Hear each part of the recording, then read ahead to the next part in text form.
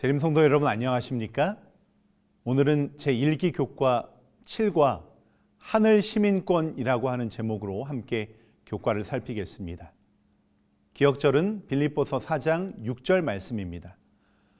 아무것도 염려하지 말고 다만 모든 일에 기도와 간구로 너희 구할 것을 감사함으로 하나님께 아뢰라. 1883년 미국의 보험 판매원이었던 루이스 에드슨 워터맨은 잊을 수 없는 큰 실패를 경험합니다. 자신이 오랫동안 공을 들여온 고객을 드디어 설득해서 큰 보험 계약을 성사시키게 되었는데 계약서를 쓰고 계약을 마무리하기 위해 계약자에게 서명을 부탁하며 펜을 내밀었다가 그만 펜 끝에 찍어 사용하는 잉크가 계약서에 흘러서 계약서를 다시 써야 하는 상황이 벌어지고 말았던 것이죠. 그는 새로운 계약서를 만들어 오기 위해 급하게 회사로 돌아가야 했고 이 일을 하나의 불길한 징조로 생각한 그 고객은 워터맨과의 계약을 거절하고 다른 회사의 보험 판매원과 계약을 맺고 말았습니다. 펜 하나 때문에 거액의 계약이 날아가 버린 것이죠. 그 이후로 워터맨은 어떻게 하면 이런 실패를 반복하지 않을 것인가를 놓고 고민하기 시작했습니다. 사용하고 있는 펜을 개량해서 잉크가 흐르지 않도록 만들지 않고는 이런 일이 언제든지 반복될 수 있다는 생각이 들었습니다. 고심 끝에 하나의 아이디어가 떠올랐습니다. 지금의 플라스틱과 비슷한 에보나이트 대롱이 방수가 되는 점에 착안해서 에보나이트 대롱 안에 잉크를 넣고 끝에 펜촉을 달아 글씨를 써보았습니다. 좀 더 정교하게 만든다면 충분히 현재의 그 펜을 대체할 수 있을 것이라는 생각이 들었습니다. 이 일을 계기로 그는 새로운 필기구 개발에 몰두했고 결국 안심하고 사용할 수 있는 모세관 현상을 이용한 세계 최초의 만년필을 개발했습니다. 이 소식이 알려지자 워터맨의 만년필은 그와 비슷한 고민을 하던 보험 판매원들에게 불티나게 팔려나가기 시작했고 그는 본격적으로 만년필 제조 사업에 뛰어들어 큰 성공을 거두었습니다. 그의 이름 워터맨은 하나의 브랜드가 되어 지금까지도 고급 필기구의 대명사로 불리고 있습니다. 인간 역사에는 이처럼 실패와 불행이 오히려 좋은 기회를 만들어낸 많은 사례들이 있습니다. 그리고 많은 그리스도인들에게도 사도 바울이 그의 마지막 사역지가 되었던 로마로 건너갔을 때의 상황 역시 이러한 전화위복의 예로 기억되고 있습니다. 바울은 복음을 전하기 위해 로마로 가기를 소망했지만 정작 그의 로마행은 그가 전혀 예상하지 못했던 방법으로 이루어졌습니다. 바울이 선교 여행을 마치고 다시 예루살렘에 도착했을 때 그를 기다리고 있는 현실은 유대인들의 비난과 소송으로 인한 체포와 구금이었습니다. 그는 2년 동안이나 감금되어야 했고 로마 황제 가이사 앞에서의 판결을 요구한 이후로 3년 만에 죄인의 몸으로 로마에 입성하게 됩니다. 바울은 이런 상황이 닥칠 것이라 전혀 예상하지 못하고 있었지만 하나님께서는 그의 예상과는 전혀 다른 방법으로 그를 로마로 인도하셨던 것입니다. 이처럼 바울은 자유로운 전도자의 신분이 아닌 자유를 박탈당한 죄수의 신분으로 로마에 도착했지만 하나님께서는 이러한 그의 상황을 오히려 기회로 사용하셨습니다. 사도행전 464페이지는 그의 설교가 아닌 그의 속박이 궁정의 관심을 그리스도교로 이끌었다고 증언하고 있고 빌립보 교회에 보낸 서신에서 바울 역시 자신의 매임이 많은 형제들이 더욱 담대하게 복음을 전하게 만드는 계기를 제공했음을 고백하며 예기치 못한 방법으로 역사하신 하나님의 인도하심을 드러내고 있습니다. 우리의 눈앞의 상황이 좋지 않게 흘러가는 것처럼 보일지라도 하나님을 향한 신뢰를 버리지 않고 감사함으로 그 길을 걸어가야 하는 이유가 바로 여기에 있는 것입니다. 진정한 그리스도인은 상황이 아닌 하나님의 섭리를 바라보는 사람들입니다. 무엇보다도 우리는 하나님 나라의 시민이기 때문에 우리에게는 엄청난 특권과 책임이 주어져 있습니다. 그러므로 우리는 부활과 영생으로 우리를 완전히 새롭게 할 하늘 시민권의 약속에 굳게 서서 하나님 나라의 시민답게 살아가야 하는 것입니다. 일요일 소식은 본보기라고 하는 제목으로 우리가 진정으로 본받아야 할 좋은 본보기와 그리고 절대로 본받지 말아야 할 나쁜 본보기를 구분하는 그 기준에 대해서 살핍니다. 먼저 빌립보서 3장 17절로 19절을 읽겠습니다. 형제들아, 너희는 함께 나를 본받으라. 그리고 너희가 우리를 본받은 것처럼 그와 같이 행하는 자들을 눈여겨보라. 내가 여러 번 너희에게 말하였거니와 이제도 눈물을 흘리며 말하노니 여러 사람들이 그리스도의 십자가의 원수로 행하느니라. 그들의 마침은 멸망이요 그들의 신은 배요 그 영광은 그들의 부끄러움에 있고 땅의 일을 생각하는 자라. 어떻게 보면 빌립보서 3장 17절에서 사도 바울은 인간적으로 생각하면 좀 지나친 말을 한 것 같이 생각되어집니다. 형제들아, 너희는 함께 나를 본받으라. 그래서 어떤 분들은 그 사람 참 교만하다. 어떻게 나를 본받으라는 그런 말을 할 수 있을까? 라고 생각할 수도 있습니다. 하지만 바울의 이 말은 교만에서 나온 말이 아닙니다. 이것은 바울의 마음속에서 우러나오는 진심 어린 표현이며 그의 열정의 고백입니다. 어떤 때는 내가 맛있는 음식을 먹고 있을 때 이 음식을 그 사람도 같이 먹었으면 하는 생각이 들 때가 있습니다. 맛있는 것이 있으면 부모님이 생각나고 또 아내에게 주고 싶고 아들에게 주고 싶고 딸에게도 주고 싶은 마음이 듭니다. 또 사람들이 말합니다. 거기 그 식당 가니까 참 맛있던데요. 이것이 바로 전도입니다. 내가 경험하고 나서 좋으니까 당신도 이것을 같이 했으면 좋겠다는 것이죠. 내가 좋다고 여겼을 때에 다른 사람도 함께 일해 보았으면 하고 생각하는 것입니다. 내가 해보니 좋더라. 내가 그 사람을 만났는데 참 좋은 사람이더라. 내가 경험해보니 이게 최고다. 그런 의미에서 사도 바울이 성도들에게 권면하는 것입니다. 내가 예수님을 만나보니 더 이상 다른 것이 필요 없다. 내가 예수님 안에서 살아보니 이 삶이 진짜다. 내가 예수님을 쫓아가 보니 그 안에 참된 진리와 평안이 있다. 그러므로 너희도 나와 같이 되기를 원한다. 이런 의미인 것입니다. 그래서 사도 바울은 모든 사람이 나와 같기를 원한다라고 고백하는 것이죠.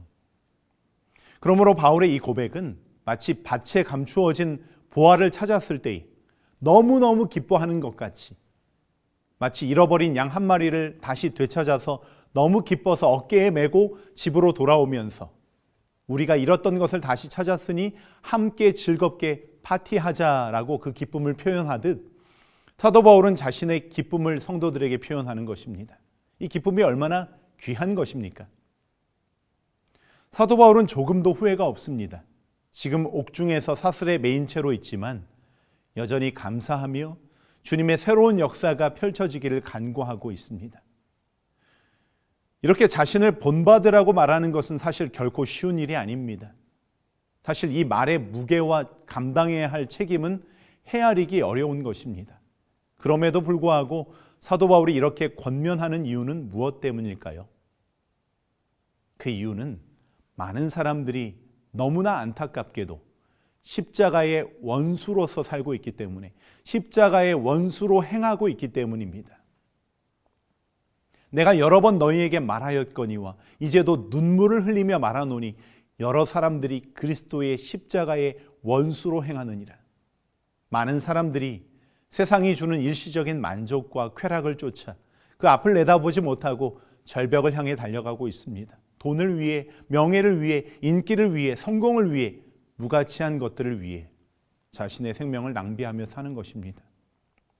그렇게 사는 사람들을 가리켜 바울은 십자가의 원수라고 말합니다. 그들의 삶의 태도, 그들의 가치관, 그들의 사고방식, 그들이 추구하고 목표로 삼는 것, 그 모든 것은 우리 예수님이 걸어가신 십자가의 길과는 다른 반대의 길인 것입니다. 한편 우리가 여기서 주목해야 할 점은 바울의 태도입니다. 그럼에도 불구하고 사도 바울은 자신과 의견이 다른 사람들을 향해 분노하거나 조롱하지 않습니다. 오히려 이 십자가의 원수로서 살아가는 그들을 향하여 눈물을 흘리며 그들이 그렇게 살아갈 때 이르러 오는 운명, 심판에 대해서 간절한 심정으로 돌아오기를 원하고 있는 것이죠. 바울은 이들을 그래서 개인적인 원수로 부르지 않고 그리스도의 십자가의 원수라고 부르고 있습니다. 이것은 그들의 삶의 문제가 단순한 의견 차이나 신학적인 논쟁이 아니라 십자가의 의미 자체를 훼손하는 삶의 방향으로 기울어지고 있음을 보여주는 것입니다. 바울은 그들의 특징을 이렇게 요약합니다. 그들의 마침은 멸망이요, 그들의 신은 배요, 그 영광은 그들의 부끄러움에 있고 땅의 일을 생각하는 자라. 여기 빌립보서 3장 19절에서 인간의 신체 부분인 배는 상징적인 의미로 미각의 쾌락이나 대식에 몰두하는 인간의 욕망을 말하고 있습니다. 바울은 로마서 16장 18절에도 동일한 표현을 사용합니다. 이 같은 자들은 우리 주 그리스도를 섬기지 아니하고 다만 자기들의 배만 섬기나니 교활한 말과 아첨하는 말로 순진한 자들의 마음을 미혹하느니라. 로마는 식탁에서 망했다라고 할 정도로 로마 귀족들은 오후 4시부터 시작해서 밤 늦게까지 식사를 즐기며 살았습니다. 배가 차면 새의 깃털을 목구멍으로 넣어서 먹은 음식을 토해내고 또 다른 음식을 먹는 것이죠. 그들이 먹는 동안 옆에서 노예들은 부채질을 하고 또 어린 노예들은 음식에 날아드는 파리나 곤충을 쫓아내고 안마 사는 주인이 먹는 동안 마사지를 해줍니다. 그들은 인간의 유욕적인 만족을 위해서만 살아가는 것이죠. 먹고 마시는 것이 그들의 삶의 유일한 기쁨이요 만족인 것입니다. 마치 이러한 로마의 귀족들의 식습관처럼 십자가의 원수로 살아가는 사람들은 자신의 욕망과 쾌락을 추구하는, 자신의 배를 채우기 위해서는 수단과 방법을 가리지 않고 그 길을 추구하는 삶을 걸어가고 있는 것입니다. 또한 십자가의 원수로 살아가는 사람들은 마땅히 부끄러워야 할 것을 오히려 자랑으로 여기고 있습니다. 일반적이고 건전한 상식이 그들에게는 통하지 않는 것이죠. 가치관이 전도되어 선과 악의 개념, 자랑스러운 일과 수치스러운 일을 분간하지 못하고 있는 것입니다. 죄악을 재미로 알고 자랑스럽게 여기고 양심이 마비된 생활을 하는 것입니다. 결국 그들은 그러므로 땅의 일만을 생각하며 살아갑니다. 여기 빌립보서 3장 19절에서 땅의 일을 생각하는 이라는 단어의 헬라어 문법은 현재 분사 능동형으로 땅의 일에 마음을 쏟고 끊임없이 그것만을 생각한다는 의미입니다. 십자가의 원수로 행하는 사람들은 천국에 대한 소망이 전혀 없기 때문에 단지 이 땅의 일만을 끊임없이 생각하며 사는 것입니다. 이 땅이 전부이기에 이 땅의 일에 몰두하는 것입니다. 그래서 물질과 명예, 인기, 쾌락, 인간적인 성공의 모든 것을 거는 것입니다. 다시 말해 그들은 자신의 욕망을 신처럼 섬기고 부끄러워해야 할 것을 오히려 자랑하며 영원히 아닌 당장의 유익과 쾌락에만 시선을 고정한 사람들입니다. 이것이 악한 본보기의 본질인 것이죠. 그렇다면 처음의 질문처럼 선한 본보기와 악한 본보기의 기준은 무엇입니까? 사도 바울의 기준은 언제나 분명했습니다. 그 기준은 예수 그리스도의 십자가입니다. 육체의 일을 따르게 하는 악에 대응하기 위해 사도 바울은 언제나 예수 그리스도의 십자가 앞에서 우리 자신이 죄인임을 기억하며 선한 본보기, 즉 십자가에 달리신 예수 그리스도를 바라보며 살라고 호소하는 것입니다. 예수 그리스도의 십자가를 중심에 둔 삶, 그 방향으로 걸어가는 사람들을 눈여겨보고 함께 그 길을 걸어가라는 권면 앞에서 오늘 우리의 시선이 하늘을 향해 고정된 십자가의 군사로 살아가는 우리 모두가 되시기를 소망합니다.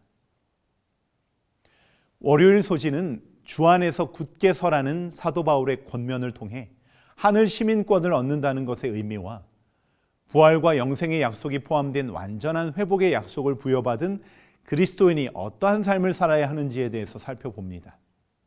먼저 빌립보서 3장 20절과 21절을 읽겠습니다. 그러나 우리의 시민권은 하늘에 있는지라 거기로부터 구원하는 자 곧 주 예수 그리스도를 기다리노니 그는 만물을 자기에게 복종하게 하실 수 있는 자의 역사로 우리의 낮은 몸을 자기 영광의 몸의 형체와 같이 변하게 하시리라. 바울은 그리스도인의 시민권을 어떤 모습으로 묘사하고 있습니까? 빌립보서 3장 20절에서 그러나라는 말은 빌립보서 3장 18절에서 언급했던 십자가의 원수로 사는 이중적 그리스도인들과는 달라야 되지 않느냐라는 뜻인데요. 그렇다면 어떻게 달라야 하는가? 우리는 하늘에 시민권이 있다는 것을 명심함으로써라는 의미를 담고 있습니다. 오늘 나의 시민권이 어떤 나라에 속해 있는가는 사실 굉장히 중요합니다. 한국에서 태어나서 처음부터 지금까지 쭉 대한민국 국민으로 살아오신 분들은 여기에 대한 감이 별로 없을 수도 있는데요. 다른 나라에 가서 유학 생활을 해봤거나 이민을 가서 살아봤거나 지금도 현재 살고 있는 분들은 이 시민권의 중요성을 너무나 잘 알 것입니다. 나라의 힘이 강하고 경제력이 있는 강한 나라의 시민권은 힘이 있습니다. 이제는 대한민국도 위상이 높아져서 대한민국의 여권 파워가 높아졌습니다. 그런데 사도 바울의 시대에는 당연히 로마 제국의 시민권이 최고였습니다. 로마 시민권자는 로마가 다스리는 그 광대한 땅 어디를 가도 특별한 보호와 권리를 누렸고, 로마 시민권자가 내가 이곳으로 이사하고 이곳에서 집을 짓겠다 하면 해당 관청에서 가장 빠르게 일처리를 해주었습니다. 또한 로마 시민권자가 이곳에서 터를 잡고 장사를 하겠다면 세금을 면제해주는 혜택도 주는 등 가장 빠르게 편의를 봐주었습니다. 또한 로마 시민권자는 죄를 지어도 당시에 잔인한 형벌이나 교훈을 받지 않았습니다. 심지어 큰 죄를 지어서 사형이 확정되어도 오랜 시간 고통스럽게 죽이지 않고 최단 시간의 고통으로 사형을 집행했습니다. 그래서 로마 시민권자가 아니었던 당시 유대인이었던 예수님과 베드로는 십자가형을 당했지만 사도 바울은 로마 시민권자였기 때문에 가장 짧은 시간에 죽는 참수형을 당한 것입니다. 이렇게 당시 로마 시민권을 가진 사람들은 엄청난 특권을 가졌고 그만큼 로마의 시민권자가 되는 일은 쉬운 일이 아니었습니다. 당시 시민권을 얻기 위해서는 순수 본토 이태리 출신이거나 아니면 로마를 위해서 아주 훌륭한 업적을 이룬 사람과 그 가문에게 주어졌습니다. 그런데 로마의 글라우디오 황제 때부터는 이 로마 시민권을 돈 주고 살 수 있게 해주었습니다. 하지만 로마의 시민권을 얻기 위해서는 집을 몇 개 팔아야 할 정도의 엄청난 돈을 줘야 했고, 아니면 로마 군대에 가서 한 20년 정도를 일해야 그 시민권을 얻을 수 있었습니다. 결국은 정말 목숨을 걸어야 이 시민권을 얻을 수 있는 것입니다. 그런데 그 당시 빌립보 사람들은 로마 제국이 빌립보가 속한 그 마게도냐 전체를 전진 기지로 쓰고자 했기 때문에 로마 황제가 빌립보 시민들에게 특혜로 이 시민권을 부여해 주었습니다. 그래서 빌립보 사람들은 너무나 자신들을 자랑스러워했죠. 사도 바울 역시도 로마 시민권자였습니다. 하지만 바울은 이 로마 시민권보다 더 좋은 것이 있는데 그것이 바로 하늘 시민권이라고 하는 것입니다.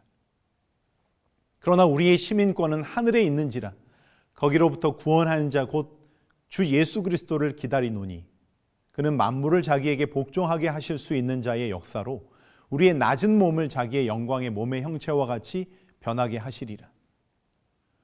그러므로 사도 바울은 땅의 일을 생각하며 배를 자기 신으로 삼는 십자가의 원수들과 달리 그리스도인의 시민권은 하늘에 있으며 우리의 통치자는 바로 예수 그리스도이심을 분명히 합니다. 바울은 이 점을 강조하기 위해 빌립보서 3장 21절에서 병들고 쇠퇴하며 죽을 수밖에 없는 우리의 낮은 몸이 예수 그리스도의 영광스러운 부활의 몸과 같이 변화될 필요가 있음을 강조하고 있습니다. 우리는 언제 이 천국의 시민권을 갖게 되었습니까? 예수 그리스도를 나의 구세주로 영접했을 때 예수님의 십자가의 은혜로 죽을 수밖에 없던 우리가 하나님의 은혜로 구원을 얻게 되었습니다. 그러므로 우리는 영원한 생명을 얻었고 하늘나라의 시민이 되었습니다. 이 땅에서는 많은 노력과 돈을 써야 되는 강한 나라의 시민권과는 달리 우리의 천국 시민권은 은혜로 거저 주어진 것입니다. 하나님의 아들인 예수 그리스도의 십자가의 보혈이 나를 위해 흘려졌기 때문입니다. 그래서 이 천국 시민권자는 평생 십자가의 은혜 안에서 살아야 하는 것이죠.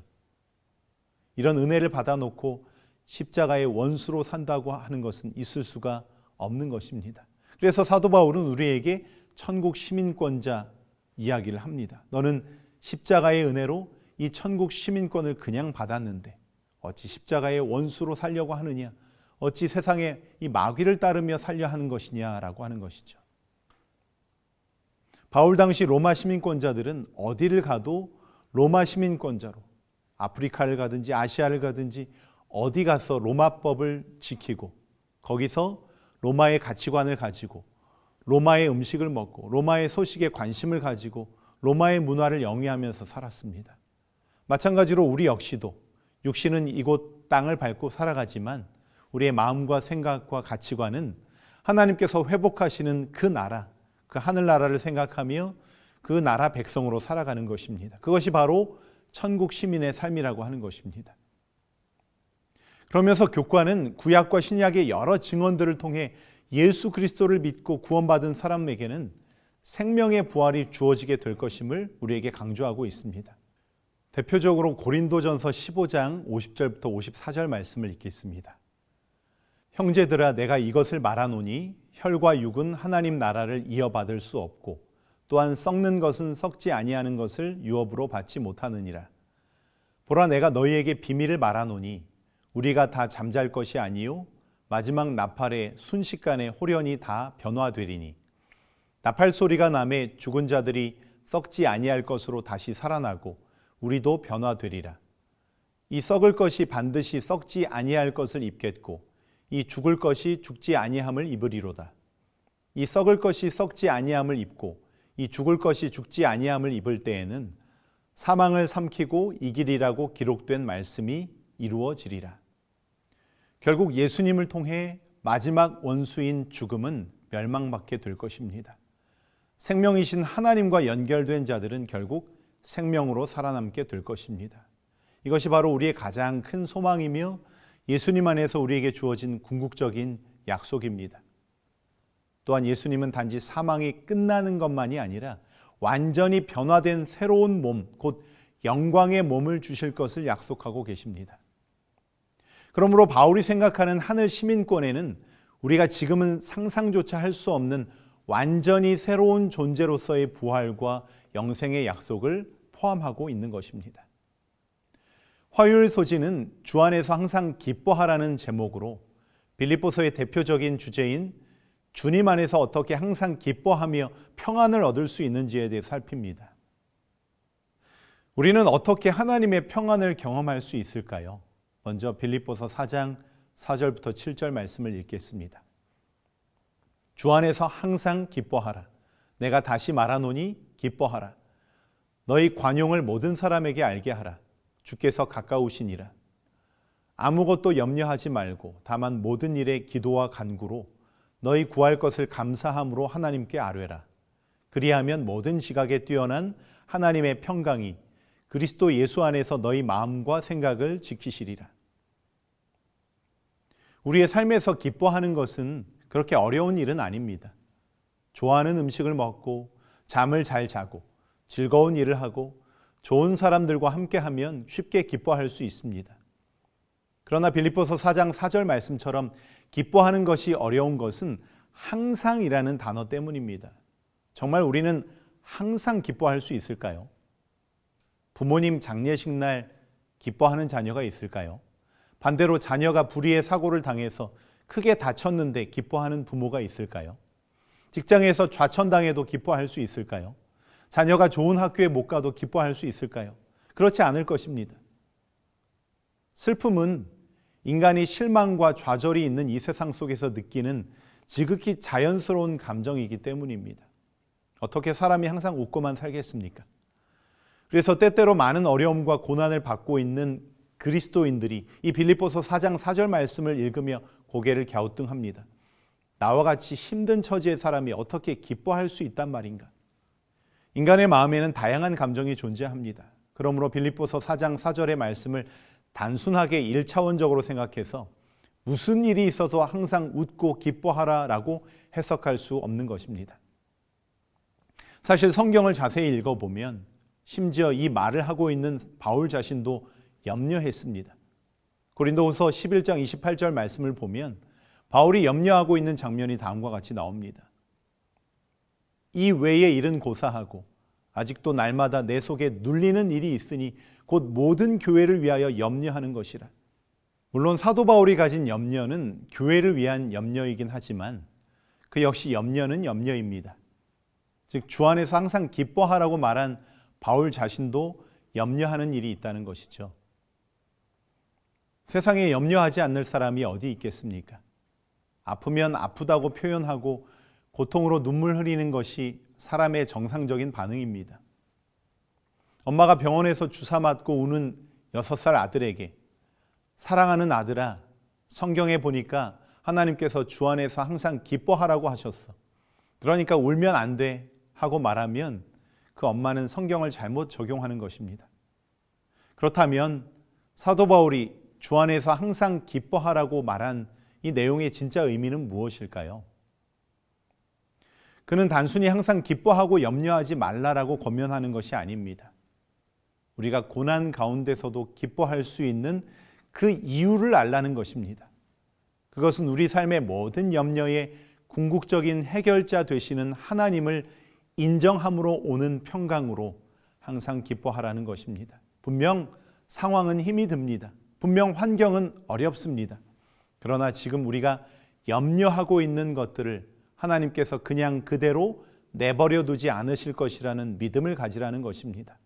반드시 하나님께서 우리가 모든 염려의 터널을 뚫고 지나가서 마지막 목적지인 감사와 기쁨의 자리에 이르도록 지켜주시고 함께 해주실 것이란 그 믿음을 가지라는 것입니다.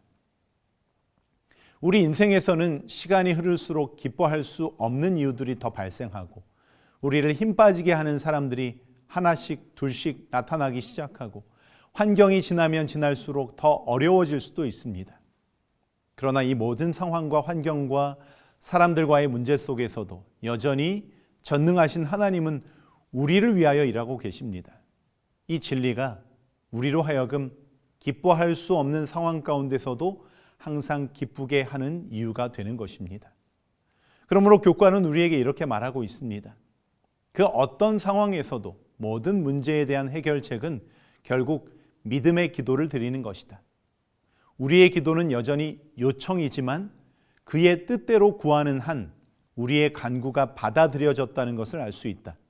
그러면 우리는 모든 요청이 하나님의 손 안에 있음을 확신하며 쉼과 평안을 누릴 수 있다.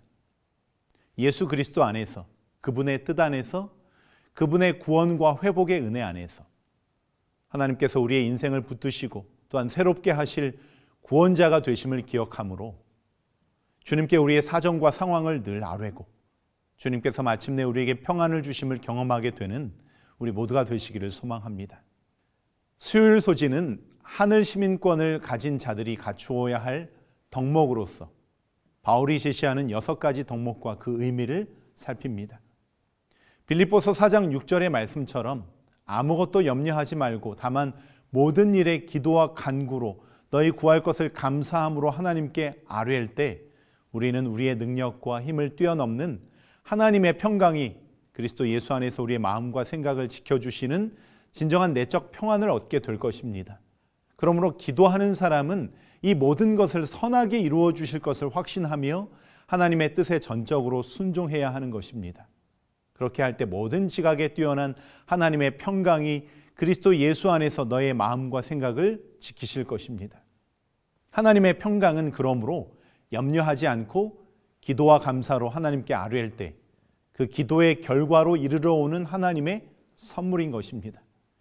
이 구절에서 사용된 지키시리라의 헬라어 프루레오는 호위하리라는 의미인 군대 용어입니다. 이 단어는 당시 로마 군대의 방어 부대가 침략으로부터 도시를 지키기 위해 보초를 서는 광경을 묘사하고 있는 단어이기도 합니다. 하나님의 평강은 믿는 자의 마음을 지키는 파수꾼처럼 모든 근심과 실망에서 성도들을 지켜주시고 보호하십니다. 이제 사도 바울은 성도들이 도덕적으로 영적으로 탁월하게 생각하고 행동하기를 권면합니다. 빌립보서 4장 8절 9절 말씀을 읽겠습니다. 끝으로 형제들아 무엇에든지 참되며 무엇에든지 경건하며 무엇에든지 옳으며 무엇에든지 정결하며 무엇에든지 사랑받을 만하며 무엇에든지 칭찬받을 만하며 무슨 덕이 있든지 무슨 기림이 있든지 이것들을 생각하라. 너희는 내게 배우고 받고 듣고 본 바를 행하라. 그리하면 평강의 하나님이 너희와 함께 계시리라. 빌립보서 4장 8절과 9절은 하늘 시민권을 가진 우리에게 어떤 구체적인 행동을 권고하고 있습니까? 생각은 사람됨을 결정하는 중요한 요소입니다. 무엇을 골똘히 생각하고 사느냐가 그의 인생을 결정하며 그의 미래를 결정하며 영생을 결정하는 것이죠. 생각을 심으면 행동을 거두고, 행동을 심으면 습관을 거두고, 습관을 심으면 인격을 거두고, 인격을 심으면 운명을 거둔다라는 말이 있습니다. 사람의 운명이 어떻게 되느냐 하는 것은 그 사람의 생각에서부터 출발하는 것입니다. 어떤 그리스도인들은 경건하지 않은 생각들이 그 마음에 놓여지게 하고 채워지게 허락합니다. 어떤 사람들은 부정적인 면에 관심을 쏟으며 모든 일에 점점 비관적이 됩니다. 어떤 사람들은 세속적인 일을 생각하는 것에 만족해합니다. 어떤 사람들은 그들의 생각 속에 고의적으로 성경을 몰아내고 그 대신에 인간의 이성을 적용하기로 선택합니다. 문제는 이처럼 자신의 마음속에 둔 죄의 생각들이 계속해서 살도록 허락하게 되면 이것이 반드시 내 자신의 생활 방식에 나타나게 되어 있습니다. 만일 부정적인 것들에 중심을 맞춘다면 불가피하게 부정적인 사람이 됩니다. 마음을 경건하게 하지 않은 생각들로 채우면 삶 속에서 경건치 못한 행실이 흔하게 돼버릴 것입니다. 하지만 반대로 우리의 마음을 예수 그리스도에 대한 생각으로 채우면 우리는 점점 예수 그리스도를 닮아가게 되는 것입니다. 생각에서 모든 것이 시작되고 생각에서 나오는 것입니다. 생각대로 되는 것입니다. 그러므로 성령의 임재를 구함으로 우리의 생각이 바뀌어져야 하는 것이죠. 그렇다면 성령의 도우심 속에서 우리가 구체적으로 생각하고 늘 간직해야 될 것은 무엇이겠습니까? 예수를 믿는 사람들, 성도의 마음에 무엇에든지 참된 것, 경건한 것, 옳은 것, 정결한 것, 사랑할 만한 것, 칭찬할 만한 것, 덕이 되는 것, 기림이 되는 것들로 가득 차도록 우리의 마음의 생각을 지키는 일이 우리의 매일의 선택이어야 하는 것이죠. 그렇게 준비되어 있을 때 외부에서 유혹이 들어와도 우리 안에 머물 곳이 없게 될 것입니다. 이와 같은 생각이 넘치는 그리스도인은 그러므로 하나님 안에서 참된 평강을 누릴 수 있는 것입니다. 그러므로 수요일 교과의 영감의 교훈은 다음과 같은 시대의 소망의 글을 인용하고 있습니다. 그리스도의 말씀을 믿고 전적으로 예수의 보호하심에 영혼을 맡기고 또 그의 명령하심에 생애를 맡기는 자들은 평강과 평온함을 얻을 것이다. 예수께서 당신의 임재로서 그들을 기쁘게 하실 때에는 세상에 아무것도 그들을 슬프게 하지 못한다. 완전한 순종에는 완전한 쉼이 있다. 우리의 생애가 복잡해 보일지 모르나 슬기로우신 대명장께 자신을 맡긴다면 하나님께서 당신의 영광이 될 생애와 품성의 본을 만들어 주실 것이다. 목요일 소지는 자족의 비결이라는 제목으로 사도 바울의 그 유명한 자족에 관한 성경 구절인 내게 능력 주시는 자 안에서 내가 모든 것을 할 수 있다는 그 말씀의 배경과 의미를 살핍니다. 빌립보서 4장 10절부터 13절 또 19절에서 사도 바울은 만족하고 행복한 삶을 위한 어떤 비결을 우리에게 알려주고 있을까요? 먼저 말씀을 읽겠습니다. 내가 궁핍함으로 말하는 것이 아니니라. 어떠한 형편에든지 나는 자족하기를 배웠노니 나는 비천에 처할 줄도 알고 풍부에 처할 줄도 알아. 모든 일 곧 배부름과 배고픔과 풍부와 궁핍에도 처할 줄 아는 일체의 비결을 배웠노라. 내게 능력 주시는 자 안에서 내가 모든 것을 할 수 있느니라. 나의 하나님이 그리스도 예수 안에서 영광 가운데 그 풍성한 대로 너희 모든 쓸 것을 채우시리라. 감사는 밥이다라는 시를 쓴 시인이자 눈 깜빡이 시인으로 알려진 일본인 미즈노 겐조의 이야기입니다. 미즈노 겐조는 수십 년 이상 뇌성마비 때문에 자리에 누워 지내는 처지였습니다. 언어 장애로 말을 할 수 없는 그는 늘 마음의 고통 속에서 하루하루 죽을 날만 기다리던 그 생애 속에서 어느 날 이웃이 선물한 성경 말씀을 읽으면서 예수님을 만나게 되었습니다. 나중에 눈과 귀라는 시로 당시 받았던 하나님의 은혜를 이렇게 표현했습니다. 뇌성마비로 모든 것을 빼앗겼지만 하나님이 눈과 귀만은 지켜주셨다. 말씀을 읽도록, 말씀을 듣도록, 말씀으로 구원하시기 위해. 그는 예수님을 성경에서 만난 이후 삶이 달라졌습니다. 이제 얼굴에는 항상 미소가 가득했습니다. 그리고 어머니의 도움을 받아 자신의 눈 깜빡임을 신호로 시를 짓기 시작했습니다.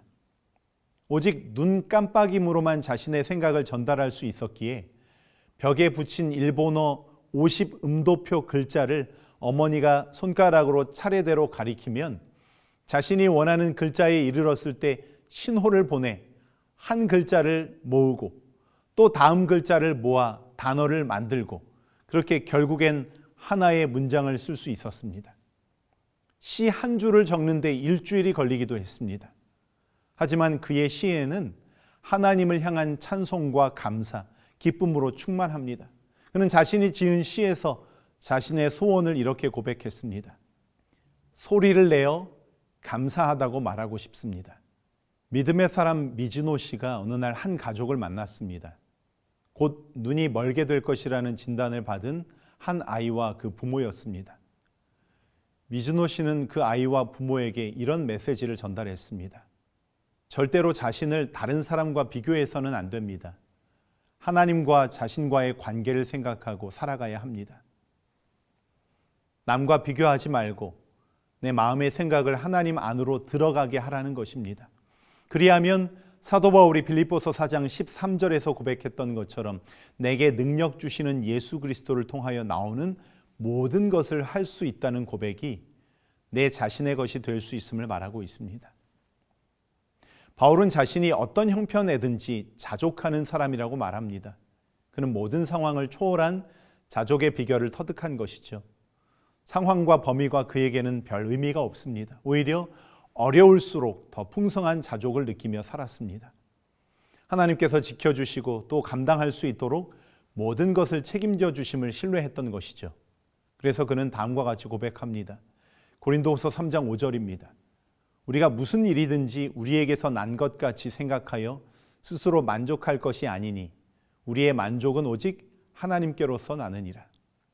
사도 바울은 자신이 어떠한 형편에 처해 있든지 자족을 배울 수 있었던 것은 바로 그것을 능히 할 수 있게 도우시는 하나님의 능력 때문임을 고백합니다. 다시 말하자면 바울이 자기 자신에게 주어진 환경을 스스로 이기고 노력했더니 하나님께서 능력을 주시더라가 아니라 하나님께서 그렇게 할 수 있는 능력을 주셨기에 자족할 수 있었다는 것입니다. 우리의 이 땅에서의 생애가 때로는 풍족하기도 하며 때로는 궁핍하기도 하지만 우리의 삶을 붙드시며 능력 주시는 참 능력의 하나님이 내게 계시기에 감사하며 만족하며 주님의 섭리를 따라가는 하늘의 시민권자로 하늘 백성답게 살아가는 우리 모두가 되시기를 소망하며 7과 교과 해설을 마치겠습니다.